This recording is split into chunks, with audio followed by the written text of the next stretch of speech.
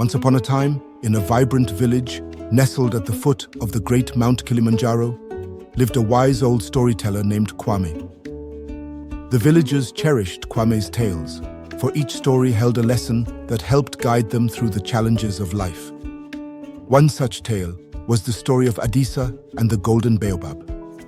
Adisa was a young woman known for her kindness and generosity. She lived with her grandmother, Mama Nia, who had raised her since she was a baby. Adisa spent her days tending to their small farm, helping neighbors, and weaving colorful baskets to sell at the market. Despite their modest means, Adisa and Mama Nia were content, surrounded by friends and the beauty of nature. One dry season, the rains failed to come, and the village faced a severe drought.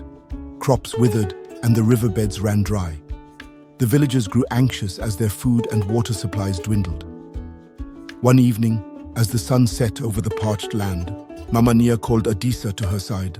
"Adisa," she said softly, "there is a legend of a golden baobab tree that can bring life to the driest lands.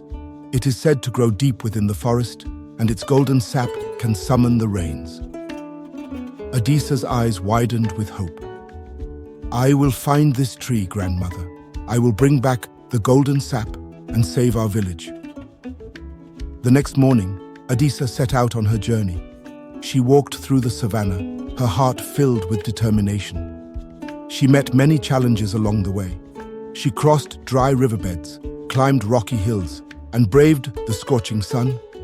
But Adisa's spirit remained unbroken. After days of travel, Adisa entered the dense forest. The air was cooler here, and the canopy above provided a welcome shade. She followed the sound of rustling leaves and birdsong deeper into the woods.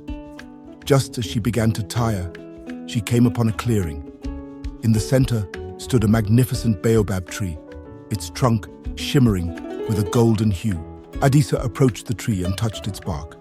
As if sensing her presence, the tree began to glow brighter, and a stream of golden sap oozed from a small crevice.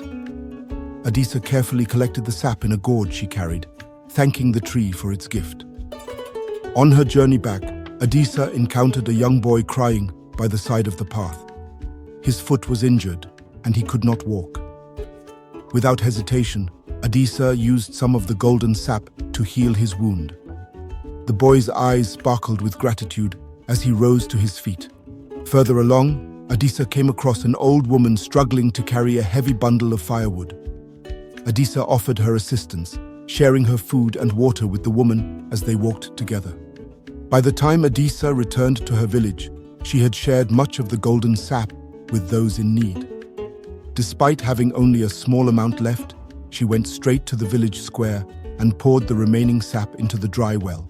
As the last drop touched the earth, dark clouds gathered overhead. Thunder rumbled and the skies opened up. Rain poured down, soaking the thirsty land. The villagers danced and sang, their spirits lifted by the life-giving water.